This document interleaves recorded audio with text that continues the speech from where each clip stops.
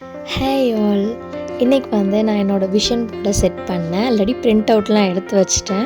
அதை என்னோடய பிளானரில் ஒட்டி செட் பண்ணுறதுக்கு இவ்வளோ நாள் ஆகிடுச்சு. சரி, இன்றைக்கி அந்த வேலையை பண்ணிடலாம் அப்படின்னு சொல்லிட்டு எடுத்துட்டேன். ஸோ எடுத்து வச்சுட்டு அந்த விஷன் போர்ட் பேஜ் தேடுறேன். ஆக்சுவலி இந்த பிளானரில் ரொம்ப குட்டியாக இருக்குது. இங்கே தான் நம்ம ஒட்டணும். ஏன்னா நான் அவ்வளோ பிக்சர்ஸ் எடுத்து வச்சுருக்கேன். அது எப்படின்னு தெரில. இது லாஸ்ட் டைம் என்னோட இதில் பாருங்கள், ஸ்பேஸ் பத்தாமல் அவ்வளோ பிளாங்க் ஸ்பேசஸ்லாம் இருந்தது. இந்த தடவை நான் எடுத்து அரேஞ்ச் பண்ணணும். அதை கட் பண்ணி ரெடி பண்ணணும்.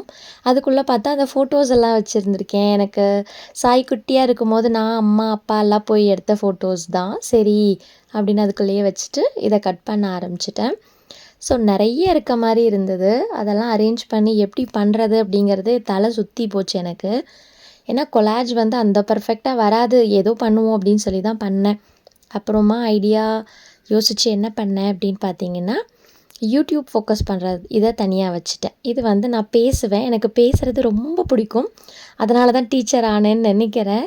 ஸோ அது யூடியூப்லேயும் பேசிட்டு நிறைய மோட்டிவேஷ்னல் வீடியோலாம் போட்டிருந்தேன் முன்னே. அது சில காரணங்களுக்காக டெலீட் பண்ணிட்டேன். ஸோ இப்போ பாருங்கள், அந்த சைடு ஃபுல்லாக யூடியூப் பேஸ் பண்ணி வச்சுட்டேன். இது என்னோடய ஜென்ரல் கோல்ஸ் அதெல்லாம் பேஸ் பண்ணி இருக்குது. அதுக்கப்புறம் நான் புக் படிக்கிறதுக்கு எடுத்துகிட்டு வந்தேன். எனக்கு எனிட் பிளிண்டன் புக் ரொம்ப பிடிக்கும். அதுக்கப்புறம் லக்ஷ்மி எழுதின கதை ஒன்று இருந்தது. அதையும் படிச்சிட்ருக்கேன். இப்போது எனக்கு வர லேடிஸ் ஆத்தர் எழுதுறது ரொம்ப பிடிக்குது. அதுக்கப்புறம் சரி, ஜேர்னல் இன்றைக்கி கம்ப்ளீட் பண்ணிடலாம் அப்படின்னு சொல்லிட்டு அதை எழுதுறதுக்கு உக்காந்துட்டேன். இது ஹிந்தி ரீசெண்டாக நான் படிக்க கற்றுக்கணும் அப்படின்னு இருக்கேன். எனக்கு ஹிந்தி எழுத தெரியும், படிக்க தெரியும், கொஞ்சம் கொஞ்சம் தெரியும், ஃபுல்லாக தெரியாது. சரி, பேசிக்காக நம்ம ஸ்போக்கன் கற்றுக்கிறதுக்காக பண்ணலாம் அப்படின்னு படிக்க ஆரம்பிச்சது தான். அப்படி படிக்கும்போது இந்த ஒரு விஷயத்தை தான் கவனித்தேன். இங்கே பாருங்கள், இதில் கொடுத்துருக்காங்க பாருங்களேன். நாளை என்ன கிழமை அப்படிங்கிறதுக்கு கல் கவுன்சா தின் ஹேன்னு கேட்டிருக்காங்க.